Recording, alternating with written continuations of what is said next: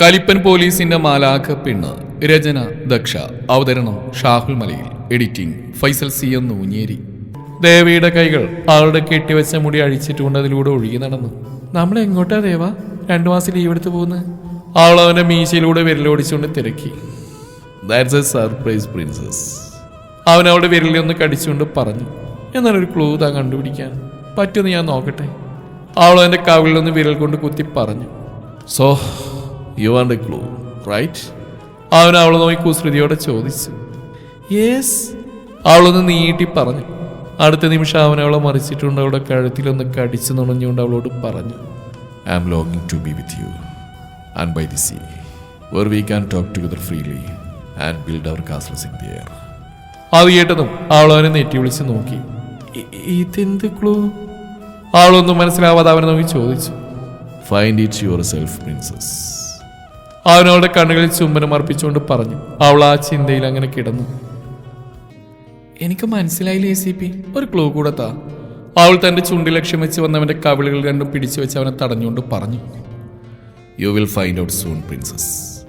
അവൻ പറഞ്ഞുകൊണ്ട് അവളുടെ ചുണ്ടുകളെ നുണഞ്ഞെടുത്തു. അവൾ അവന്റെ മുടിയിഴകളിലൂടെ വിരൽ കടത്തിക്കൊണ്ട് ആ ചുംബനം ആസ്വദിച്ചു. അവരുടെ ചുണ്ടുകൾ തമ്മിൽ എത്ര പുണർന്നിട്ടും മതിവരാതെ പരസ്പരം ഒട്ടിച്ചേർന്ന് അടർന്നുകൊണ്ടിരുന്നു. ഓരോ നിമിഷം പിന്നിടുമ്പോഴും അവന്റെ കൈകൾ അവളുടെ മാർദ്ദവമേനിയെ കുളിരണയിച്ച് ഓടി നടന്നു. അവളുടെ ചുണ്ടുകളും കൈകളും അവൻ പകർന്നു നൽകുന്ന അനുഭൂതിയെ ഏറ്റുവാങ്ങുന്നതിനൊപ്പം അവയെ തിരികെ നൽകാൻ ധൃതി കൂട്ടി. ഭൂമിയെ പിളർക്കുമാർ ഒരു മിന്നൽപ്പിന് താഴേക്ക് പതിച്ചതും അവരിരുവരും പരസ്പരം ചുണ്ടുകൾ വേർപ്പെടുത്തിക്കൊണ്ട് നെറ്റിയിൽ നെറ്റിമുട്ടിച്ചുകൊണ്ട് കിതച്ചു. That was awesome princess, a wild one like you. അവൻ അവളുടെ ചുണ്ടുകളെ ഒന്ന് കടിച്ചുവിട്ട് അവളെ നോക്കി വശ്യമായി ഒന്ന് ചിരിച്ചുകൊണ്ട് പറഞ്ഞു. അവൾ നാണത്തോടെ മുഖം അവന്റെ കഴുത്തിലേക്ക് ഒളിപ്പിച്ചു വെച്ചു. പുറത്ത് മഴ കനത്തു, മിന്നിലും അതിന് കൂട്ടായി എത്തി. നമുക്ക് അകത്തേക്ക് പോകാൻ ദേവ. അവൾ അവനെ മുഖമുയർത്തി നോക്കിക്കൊണ്ട് പറഞ്ഞു. അവൻ അവളെ വിട്ടകന്നുകൊണ്ട് അവളെ കൈകൾ കോരിയെടുത്ത് റൂമിലേക്ക് കയറി. സൈഡ് ഡോർ ക്ലോസ് ചെയ്ത് അവൾ കിടക്കിലേക്ക് കിടത്തിക്കൊണ്ട് ഇട്ടിരുന്ന ബനിയനൂരി അവൾക്ക് മീതെ അമർന്നുകൊണ്ട് അവളുടെ കഴുത്തിടുക്കിൽ മുഖം പൂഴ്ത്തി വെച്ച് കിടന്നു. അവൾ അവന്റെ മുടിയിഴകളിലൂടെ വിരലോടിച്ചു. 2 ഹൃദയങ്ങളും പൊട്ടിപ്പോകുമാർ ഉച്ചത്തിൽ മിടിച്ചുകൊണ്ടിരുന്നു. ദേവ. അവൻ അവളുടെ കഴുത്തിൽ മീശരോമം വെച്ച് തഴുകിക്കൊണ്ട് വിളിയേട്ടു. Your blood is rushing. അവൾ കഴുത്തിൽ അലിയുന്ന തന്റെ മുഖം കൈക്കുമ്പിളിൽ കോരിയെടുത്ത് അവന്റെ ചുണ്ടിൽ അമർത്തി മുത്തിക്കൊണ്ട് പറഞ്ഞു. I can feel you princess. അവൻ അവളുടെ കഴുത്തിൽ നനുത്ത ചുംബനങ്ങൾ വർഷിച്ച് അവളിലേക്ക് ഒന്നുകൂടി അമർന്നു കിടന്നുകൊണ്ട് പറഞ്ഞു. അവളൊന്ന് കണ്ണുകൾ മുറുക്കി അടച്ചുകൊണ്ട് ഏങ്ങി. അവൻ അവളുടെ കഴുത്തിൽ കടിച്ചു നുണഞ്ഞുകൊണ്ടിരുന്നു. അവളുടെ കുറുകലുകളും അവന്റെ കുസൃതിയിൽ നിമിഷങ്ങൾ മുന്നോട്ട് പോകുന്തോറും ഉയർന്നുകൊണ്ടിരുന്നു. അവളുടെ കൈകൾ അവനെ അടച്ചു പിടിച്ചുകൊണ്ട് വിറയലോട് അവനെ വിളിച്ചു. ദേവാ. അവൻ അവളുടെ കാതിലൊന്ന് മുത്തിക്കൊണ്ട് ഏറിയ നെഞ്ചിടിപ്പോടെ മൂളി. ദേവാ. Don't call me princess. അവൻ അവളുടെ കാതിൽ മുരണ്ടുകൊണ്ട് അവളെ ഒറ്റ തിരികളിൽ തനിക്ക് മുകളിൽ കിടത്തി തന്റെ ചൂട് പിടിച്ച ശരീരത്തെ നിയന്ത്രിക്കാനെന്ന വണ്ണം കണ്ണുകളടച്ച് അവളെ ചേർത്ത് പിടിച്ചുകൊണ്ട് അങ്ങനെ കിടന്നു. രാത്രി സമയം 2-നോടടുത്തു. പറഞ്ഞ ഓർമ്മയുണ്ടല്ലോ, കാര്യം കഴിഞ്ഞുകൊണ്ട് പുറത്തേക്ക് കിടന്നേക്കണം. അല്പം വലിയ വീടായതുകൊണ്ടാ നിന്നതിന് കൂട്ടുപിടിച്ച്. സാഹിർ തനിക്ക് മുമ്പിൽ നിൽക്കുന്ന കറുത്ത വസ്ത്രധാരിയെ നോക്കിക്കൊണ്ട് പറഞ്ഞു. പിന്നെ പറഞ്ഞ സാധനമല്ലാതെ ഒരു മുട്ടുസൂചി പോലെ അവിടെ നിന്ന് നീ കടത്തരുത്. അവൻ താക്കിയതോടെ പറഞ്ഞു. ഞാനൊന്നും എടുക്കത്തില്ല സാറേ, ഞാൻ നന്നായി. പിന്നെ സാറ് വിളിച്ചുകൊണ്ട് വന്നാ നീ കൂടുതൽ വിവരിക്കണ്ട. സാറ് പറയുന്ന പോലെ അങ്ങ് ചെയ്താൽ മതി. അടുത്തുനിന്ന് SI സോമൻ അവൻ്റെ വർത്താനം ഇഷ്ടപ്പെടാൻ അവനോട് കയർത്തു. ഓ എന്നാ ഞാൻ പോയേക്കോ സാറേ. അതും പറഞ്ഞ് അവൻ ആ വലിയ മതിൽ കിട്ടി ചാടിക്കിടന്നു. ഇവനാന്മാരുടെ വായി പോയി ചാടി കൊടുക്കോ സാറേ? SI സോമൻ അടുത്ത് നിൽക്കുന്ന സാറിനെ നോക്കി ചോദിച്ചു.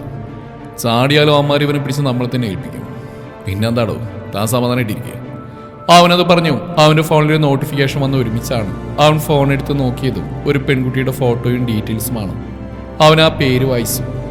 അന്ന മരിയ, കളരിമറ്റ ഹൗസ്, ചാലക്കുടി. അടുത്ത നിമിഷം തന്നെ അവൻ്റെ ഫോൺ ശബ്ദിച്ചു. അവൻ കോൾ എടുത്ത് ചെവിയേറും വെച്ചു. എന്താടോ? ഓക്കെ, നാളെ രാവിലെ ബോഡി ഐഡന്റിഫൈ അവരോട് വരാൻ പറഞ്ഞോളൂ. അവൻ അതും പറഞ്ഞുകൊണ്ട് ആ ഫോണിലെ ചിത്രവും ഡീറ്റെയിൽസും ദേവിൻ്റെ നമ്പറിലേക്ക് അയച്ചു. എന്താ സാറേ?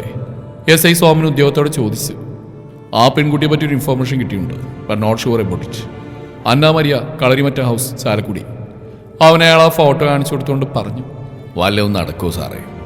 അത് അവർ പറയുന്ന പെൺകൊച്ചു തന്നെയാണെന്നത് എത്ര ഉറപ്പ്? വേറെ ആരെങ്കിലും ആണെങ്കിലോ? മോർച്ചറിക്ക് മുമ്പിൽ നിന്ന് കോൺസ്റ്റബിൾ കുമാർ SI സോമനോട് ചോദിച്ചു.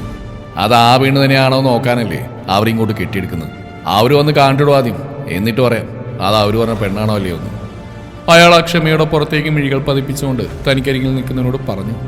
അല്ല സാറേ, ഈ കേസ് അത്ര രഹസ്യമായിട്ട് വെക്കുന്നതിനാ? ഒരുമാതിരി ഒളിച്ചൊരു അന്വേഷണം, അതിന്റെ ആവശ്യം എന്താണെന്ന് ഞാൻ ആലോചിക്കുന്നത്.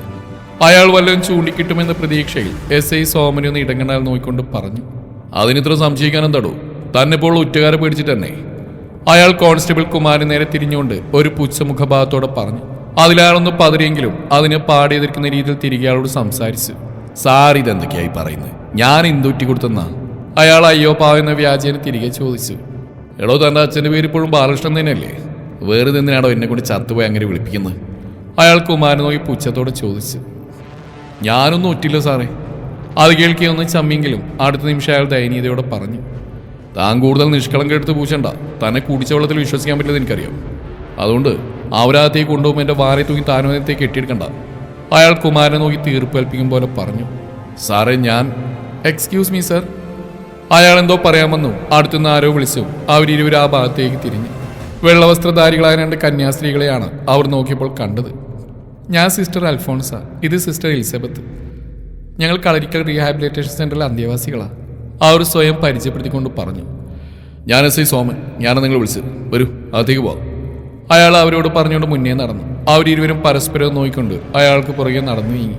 മോർച്ചറിയുടെ മുമ്പിലെത്തിയതും അയാൾ കർച്ചീഫ് ഉപയോഗിച്ച് മുഖം മറച്ചുകൊണ്ട് ഡോറ് തള്ളി തുറന്ന് അകത്തേക്ക് കയറി. അത് കാണാൻ അവരിരുവരും അയാൾ ചെയ്ത പോലെ മൂക്ക് പൊത്തിപ്പിടിച്ചുകൊണ്ട് അകത്തേക്ക് കയറി. രാവിലെ 8 മണിയോടടുത്തും ഭദ്ര വേഗം ജോലിയെല്ലാം ഒതുക്കി റൂമിലേക്ക് ചെല്ലുമ്പോൾ കാണുന്നത് യൂണിഫോം ഇടുന്ന ദേവയാണ്. അവൻ അവളെ ഒന്ന് കൂർപ്പിച്ച് നോക്കി. അവളൊന്ന് ചിരിച്ച് കാണിച്ചുകൊണ്ട് ഇട്ടുമാറാനുള്ള വസ്ത്രം എടുത്ത് വേഗം ബാത്റൂമിലേക്ക് കയറി. രാവിലെ കുളിയെല്ലാം കഴിഞ്ഞുകൊണ്ട് ഡ്രസ്സ് മാത്രം ഇട്ട് മുടിയൊന്ന് കെട്ടിയാൽ മതിയായിരുന്നു അവൾക്ക്. അവൾ വേഗം കയ്യിലെ ഡാർക്ക് ഗ്രീൻ അനാർക്കലി സ്യൂട്ട് ഇട്ടുകൊണ്ട് വേഗം വാതിൽ തുറന്നിറങ്ങി. അവനെ ഒന്ന് പാളി നോക്കി. അവിടെ കട്ടിലിരുന്ന് തന്നെ നോക്കുന്നവനെ കണ്ടതും അവൾ വേഗം മുടിയൊന്ന് ചീകി ഒതുക്കി 2 സൈഡിൽ നിന്ന് അല്പെടുത്ത് ക്ലിപ്പിട്ടു. ശേഷം ഒരു കുഞ്ഞിപ്പൊട്ടെടുത്തിട്ട് നെറുകയിൽ കുങ്കുമം ചാർത്തി ഫോൺ കയ്യിലെടുത്ത് അവന് നേർക്ക് തിരിഞ്ഞു. പോവാം, അവൾ അവനെ നോക്കി ചോദിച്ചു. അവനൊന്ന് ക്ലോക്കിലേക്ക് നോക്കി. സമയം 8:15 കണ്ടതും അവളെ നോക്കി എഴുന്നേറ്റുകൊണ്ട് പറഞ്ഞു.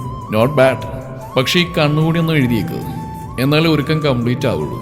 അതും പറഞ്ഞ് അവൻ പുറത്തേക്ക് പോയി. അവൾ മേശയിലിരുന്ന കാജിലെടുത്ത് കണ്ണെഴുതി. ശേഷം ഡോറ് പൂട്ടി പുറത്തേക്ക് ഇറങ്ങി.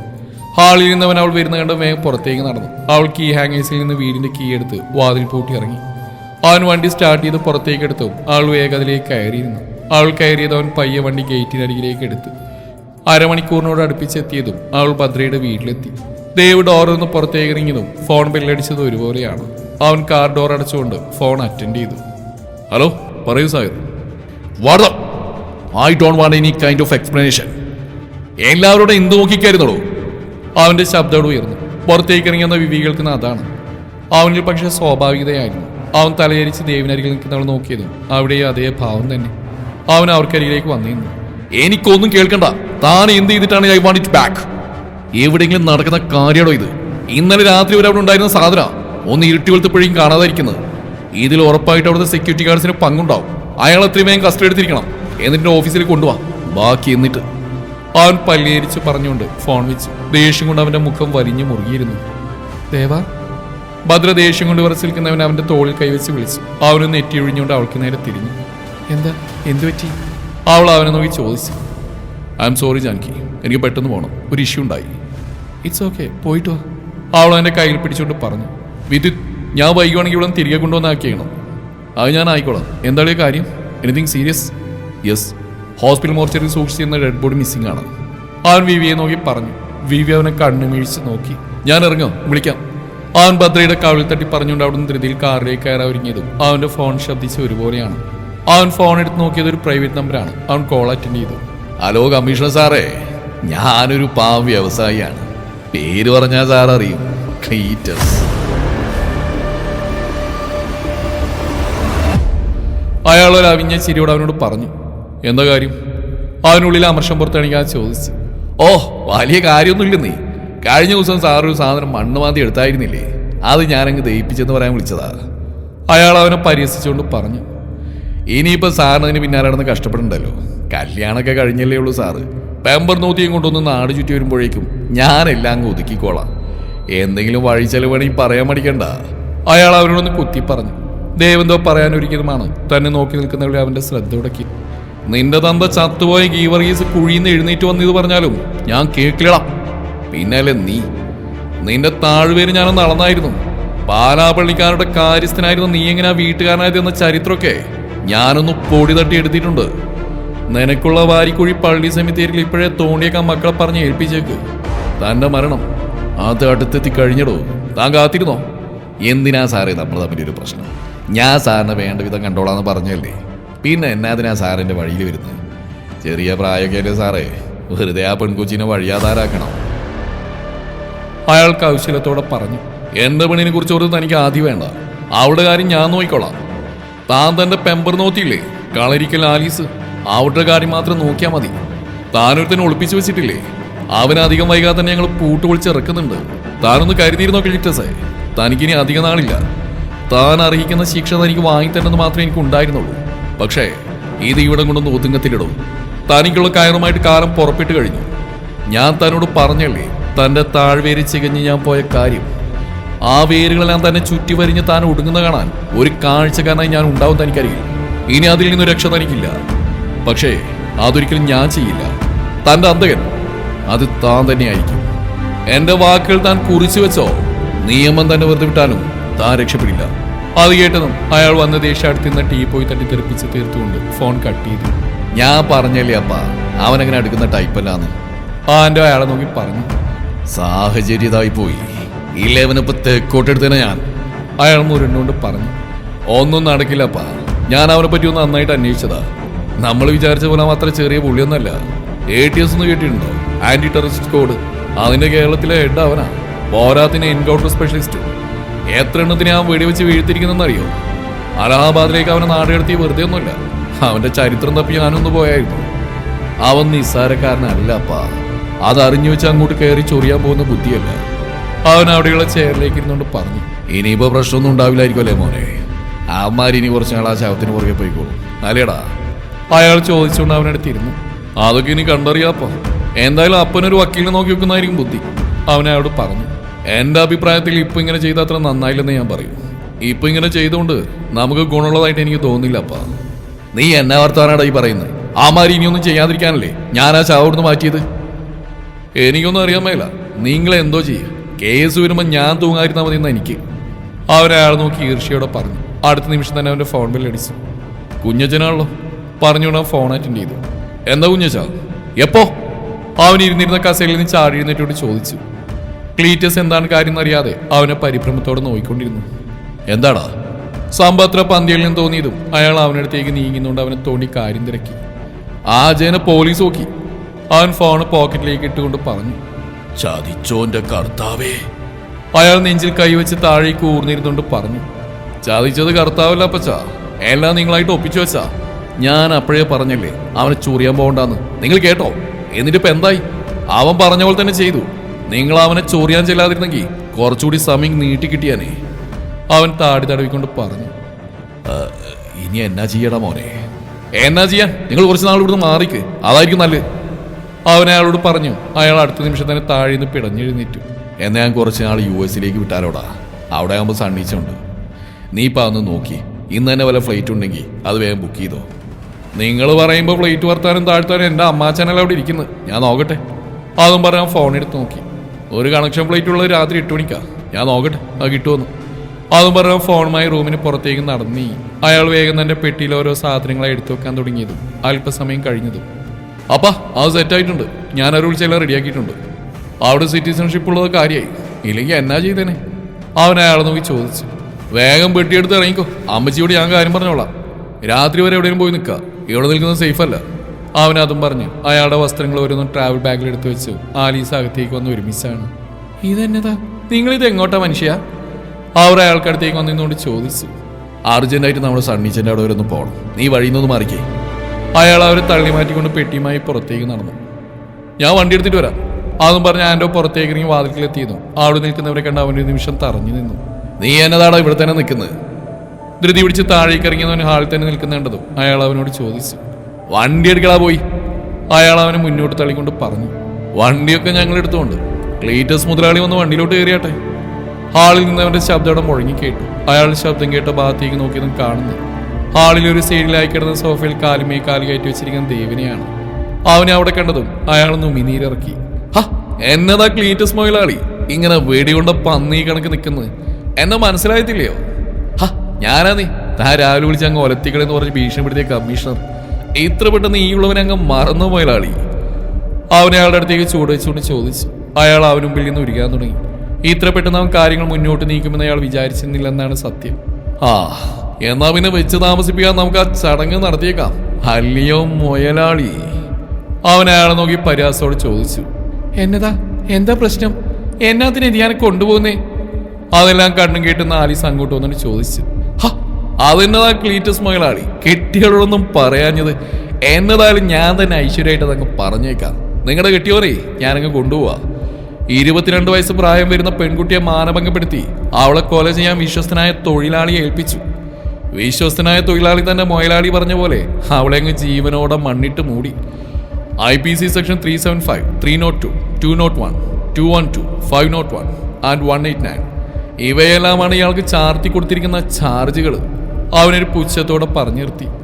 എന്റെ പൊന്നി തമ്പുരാനെ, ഈ മഹാഭാവിക്കാണ് എനിക്ക് ജീവിക്കാൻ വയ്യാതായല്ലോ. അവർ തന്നെ നെഞ്ചിൽ തള്ളിക്കൊണ്ട് പറഞ്ഞു. താൻ നശിച്ചു പോവടോ കാലമാടാ. അവരയാളെ പുറകിലേക്ക് തള്ളിക്കൊണ്ട് പദം പറഞ്ഞ് കരഞ്ഞു. കരച്ചിലും പിഴിച്ചിലൊക്കെ പിന്നെ. ഇപ്പൊ കയ്യങ്ങ് നീട്ടിക്ക മുയലാളി. ഞാൻ ഈ സിൽവർ ബ്രേസ്ലെറ്റ് ഒന്ന് ആ കരങ്ങളിൽ അണിയിക്കട്ടെ. അവൻ കയ്യിലെ വിലങ്ങ അയാൾക്ക് നേരെ ഉയർത്തിപ്പിടിച്ചുകൊണ്ട് പറഞ്ഞു. അയാൾ മറുത്തൊന്നും പറയാതെ കൈ നീട്ടി കൊടുത്തു. അവനൊരു പുച്ഛം നിറഞ്ഞ ചിരിയോടെ അത് അയാളുടെ കയ്യിൽ അണിയിച്ചു കൊടുത്തു. ഇനി അറിഞ്ഞില്ല പറഞ്ഞില്ല എന്നൊന്നും പറഞ്ഞേക്കരുത്. ഈ മുതലിനെ ഞാനങ്ങ് കൊണ്ടുപോവാ. ഇതിനി തിരികെ വേണമെങ്കിൽ കോടതിയിലേക്ക് വന്നാൽ മതി. വന്നിട്ട് വലിയ കാര്യമൊന്നുമില്ല. പിന്നെ ഒരു VIP കളർ ഇപ്പോഴേ പണിയഴിപ്പിച്ചിട്ടോ. വെറുതെ എന്തിനാ ആ സമയത്ത് ഒരു ഓട്ടപ്പാസിന്? അപ്പൊ എല്ലാം പറഞ്ഞ പോലെ വരട്ടെ. അവൻ അവരോട് പറഞ്ഞുകൊണ്ട് അയാളുമായി പുറത്തേക്ക് നടന്നു. സാഗരേ സർ, മുയലാളിയെ സുരക്ഷിതമായിട്ട് എൻ്റെ ആപ്പീസിലോട്ട് എത്തിച്ചേക്ക്. ഞാനൊന്ന് എൻ്റെ കെട്ടിയോളം കണ്ടേച്ചും വരാം. അവളുടെ കെട്ടിയവൻ ഇപ്പോഴും ജീവനോടെ ഉണ്ടെന്ന് അവളൊന്ന് അറിയട്ടെ. അവനിട്ടിരിക്കുന്ന പാൻറ്റൊന്ന് ഉയർത്തിക്കൊണ്ട് സാഗരനോട് പറഞ്ഞു. അപ്പൊ ശരി ക്ലീറ്റസ് മുയലാളി, മുയലാളികളെ മാലപ്പടക്കം കൊണ്ട് ഞാൻ അങ്ങ് എത്തിയേക്കാം. അതുവരെ മുയലാളി ഇവരുടെ കൊച്ചു വർത്താനം പറഞ്ഞിരിക്കുക. അവൻ അയാളെ നോക്കി കളിയാക്കളുടെ സ്വരത്തിൽ പറഞ്ഞു. മുയലാളിയെ വേണ്ട പോലെ ഒന്ന് സൽക്കരിച്ചേക്കണേ സാഗരേ. സൽക്കാരത്തിൽ എന്തെങ്കിലും കുറവെന്നാ ചിലപ്പോൾ നമ്മളെ അങ്ങ് കാച്ചിക്കളയും. വലിയ ഉളിയാ. അവനൊരാക്കലോടെ പറഞ്ഞു. ഞങ്ങൾ കണ്ടറിഞ്ഞ് എന്താ വെച്ചാൽ ചെയ്തോളാം സാറേ. സാറ് കിട്ടോ? സാഗർ അയാളെ ജീപ്പിനകത്തേക്ക് തള്ളിക്കൊണ്ട് പറഞ്ഞു. അവനയാളെ നോക്കിക്കൊണ്ട് അവന്റെ ഔദ്യോഗിക വാഹനത്തിലേക്ക് കയറിയിരുന്നു. അവൻ കയറിയതും ഡ്രൈവർ വണ്ടി മുന്നോട്ടെടുത്തു. ആ വാഹനങ്ങൾ അത്രയും സൈറൻ മുഴക്കിക്കൊണ്ട് ആ വലിയ ഗേറ്റ് കടന്നു പോകുന്നു. ആൻഡോ നിസ്സഹായനായി നോക്കി നിന്നു. എന്താടി നീ ഇങ്ങനെ വാലിന് തീ പിടിച്ച പോലെ ഇരിക്കുന്നു?